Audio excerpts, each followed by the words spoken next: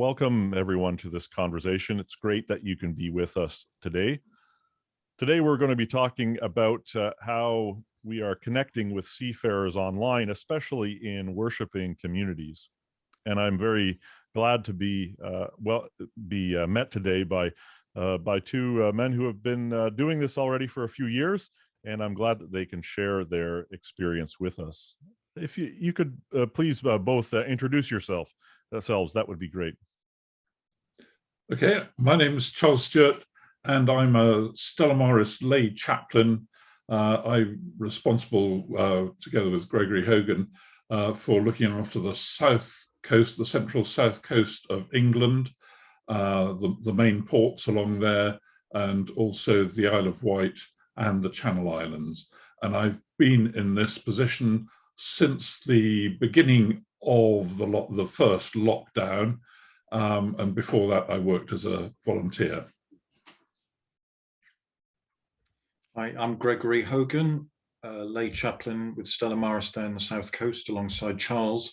I too came into Stella Maris as a chaplain about 2 years ago, and my background before that was teaching in Catholic education for many years, and my main role is ship visiting and coordinating our volunteers to make ship visits and to offer spiritual and pastoral material support to the seafarers who invite us or ask for help. So early on in the pandemic, the necessity of bringing pastoral support online was very clear. It's very difficult to visit ships during that early period. And that's a time when many people started to, involved in seafarers ministry, started to bring some resources online. But it wasn't as if things started then. There was already lots of social media and other internet resources. Can you describe, both of you, how you got into this, whether it be early pandemic or since? What were the concept of the videos that you wanted to produce, and how did you start making them, and how have they been received since the time that you started making them? Shall I take the lead on this to start with? I began really under the direction of our senior chaplain, our director of chaplaincy, who quickly realized that we needed to communicate with seafarers in a way quite different, because we could not get on board ships. So there was a need to show them that we were still present, that we could still be accessed. But also the supporters of Stella Maris had to understand that we were still active and supporting seafarers. So there were two main reasons, both to keep in touch and to show supporters that we were busy. And actually, I got going very quickly. I wasn't particularly skilled in the ways of media. I mean, I had an amateur video camera and a tripod, and I was asked, one of the first things I was asked to do was to go and record the bishop in our diocese, who wanted to offer benediction for the crew of cruise ships that were already in difficult circumstances. They were facing quite a tough time. And so I went at quite short notice. I had no time to rehearse. And I just recorded benediction in the cathedral. It was quite a tense moment.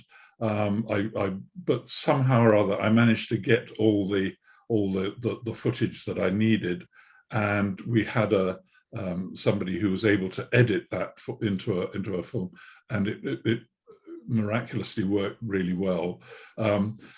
So that was one of the first things that we did. We also set about asking our other chaplains if they would record messages, and they did this using iPhones and whatever they had available. The quality at that time wasn't great. There was often a lot of background noise. I was able to edit video using sort of fairly amateur sort of software to do that. But so that was in the early days, and we have managed, really, we've worked very hard to improve the quality throughout the time that we were producing output. Gregory, anything to add? Yeah, just to clarify there, because Charles, I know you started this just before I came to Stella Maris as a chaplain. We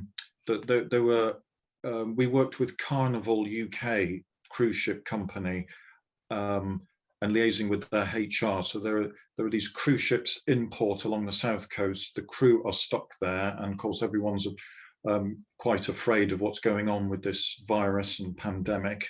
Not quite sure. So it was our way to reach out to them. So I understand that there was an agreement that if we made recorded video messages, prayers, readings, that they would be forwarded on to the HR department of Carnival UK, who would then forward them to the various ships. And then the ships can disseminate them to the crew, either on their own internal TV system or perhaps through a link. At the same time as well, we were uploading these videos onto our Stella Maris UK YouTube channel and also onto our Facebook. So again, just trying to maximize access to these videos. And they seem to be very welcome, certainly by Carnival UK HR as part of their pastoral support to the crew. But that we developed those into a weekly Sunday recording, a very simple gospel reading, a reflection, or almost like a sermon or homily, followed by some intercessionary prayers. It was they'd be about 5 minutes long, and we worked hard at trying to make those a bit more professional looking, and edited quite well with some good use of music and imagery. Charles did most of the editing on that, and I would try and put together some of the script, and we would between us we would record the script, and that was happening for nearly 2 years. We were doing that for each Sunday, and then on top of that we would also record a few bits and pieces scattered throughout the year, something for Lent, something for Easter, something for Advent and Christmas. And then I think also we had some masses. Father John Lavers, our then chaplaincy director, offered to celebrate mass for certain ships. So we do a live stream mass, particularly when one of the crew died. So we did a requiem, a funeral mass for them. So that was the main content we provided in the last 2 years, I think. Yes, we also tried to provide some consolation for people, for families, often in the Philippines, perhaps who had suffered the loss of a family member, and we found a deacon in the parish who was married to a Filipina, and they both produced the most beautiful videos, which were very personal in nature and very moving. So we found various ways of meeting the needs of people. Yeah. Have you had by these videos? Have you had a chance to begin any conversations, any pastoral conversations? And if so, could you describe the nature of those conversations, and has this been a useful tool for you to do chaplaincy online? Well, it was it was quite difficult to have conversations actually with ships. So we were working very hard to get these videos out, but we weren't getting a lot of feedback. So we trusted that they were being well received, but then one day we made an inquiry, and another chaplaincy from Tilbury sent us a lot of photographs of seafarers who were gathered in a cruise ship, and they were all following a program, our Sunday video. And there were other photographs of seafarers ashore and in their cabins in cruise ships, with them sort of clearly following our output. And so that was a lovely thing to see, that they were being used. But it was quite difficult. We didn't get a great deal of feedback, but we trusted that they were being received and used. I think what the cruise companies, and there were others that joined, that joined the link for our work. So I know we had a harbour master who took the link and passed that on to ships in his area, so it was picked up. I mean, so we knew it was gathering in favour, but we didn't hear from individuals, I'm afraid.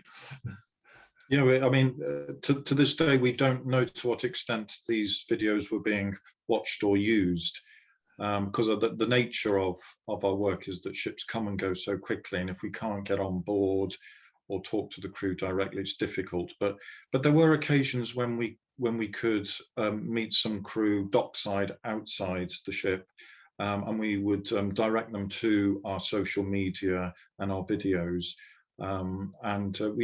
We did build up quite a few crew seafarers following us on our Facebook, and we would post the videos there. So we know that they had access to it. It was there for them to watch, and whenever we introduced these videos to them, they seemed very open and enthusiastic about it. But to what extent they are watching or using or find them helpful, at the moment, we just don't know. So now you've been doing this for a few years. What are some of the best practices that you've learned? What advice would you give yourselves, but also any other Stella Maris chaplaincies or other of the ICMA ecumenical partners? What kind of advice might you give if someone wanted to start this kind of ministry going forward? Charles, Okay. maybe start with you and then go to Gregory. Okay. What are the key things for me? First of all, getting good equipment, and you don't have to spend huge amounts of money on that. But we used a teleprompt, and we found that was very useful to get a clear, sort of error-free presentation. We got some good cameras. We used green screens, and we had some simple studio lights. So that was the sort of hardware that we needed to make sure we had good quality video. I also used a professional level video editor. I'm sure it's possible to do it with other editors, but this gave us the versatility to edit audio, and to make sure that we had good quality video, because I think people expect that now. It also enabled us to output files that were reasonably downloadable, bearing in mind that cruise ships might well be at anchor off the south coast, so they needed to be able to download a reasonable sized file, because even for a big cruise ship, it presents problems. Other software I found useful was I used an application called Video Duke, which enabled me to download from YouTube.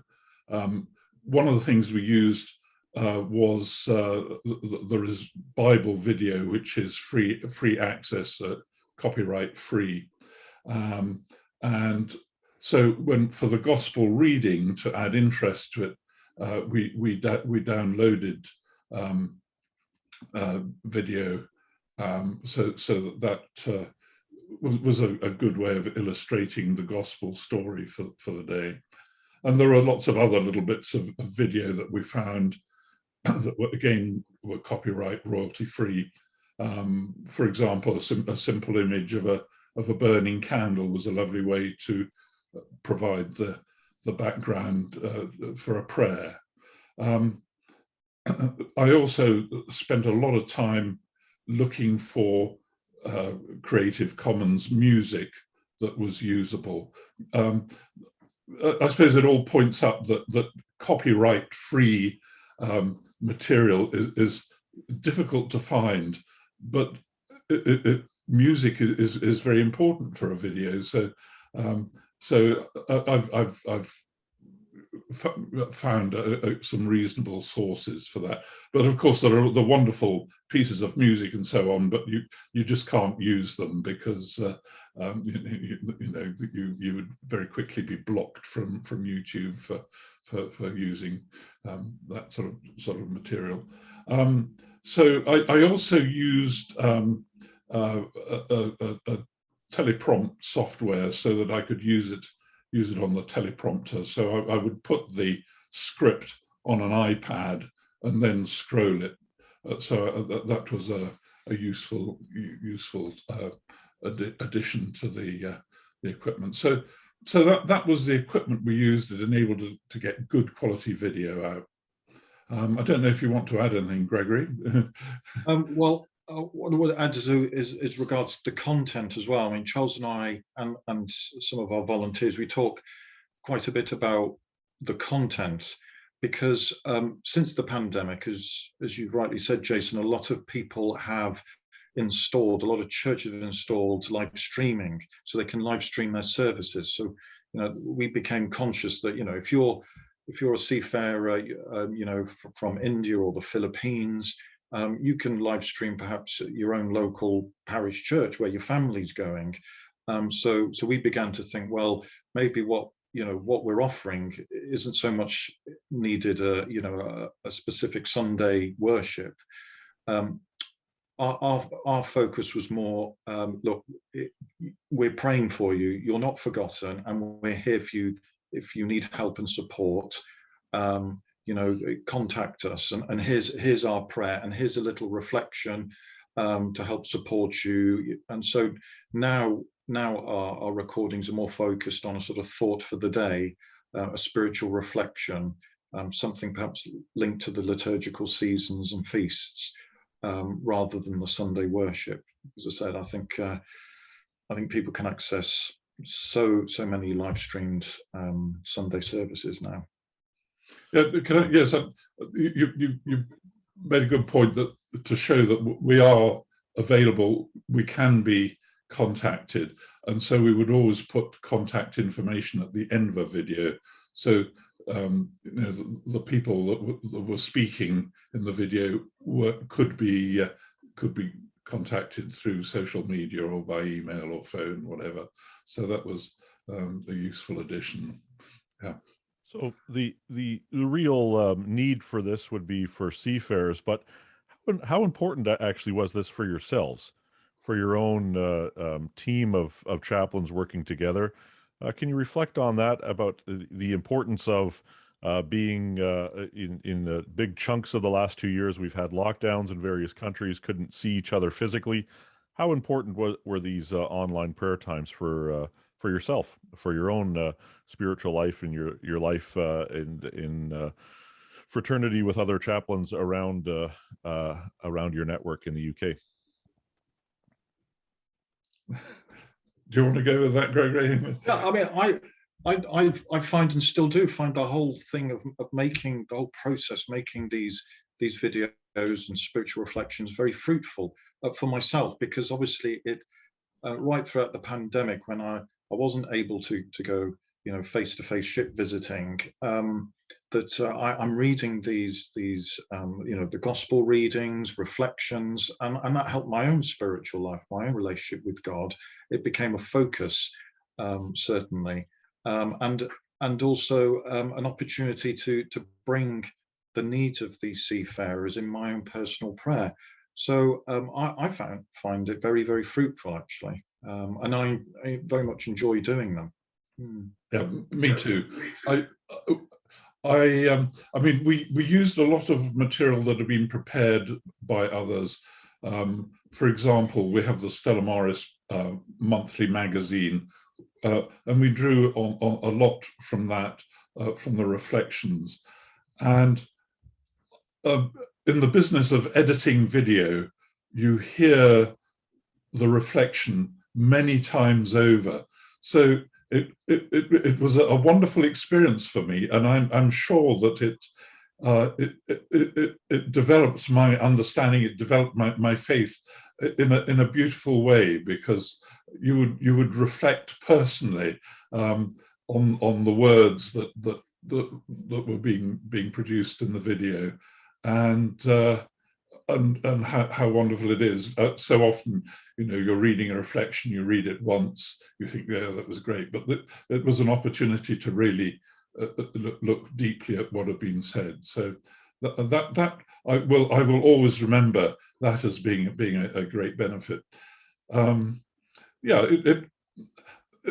I suppose I'm just sort of jumping off slightly, but something has occurred to me that a lot of this we did kind of in our own time.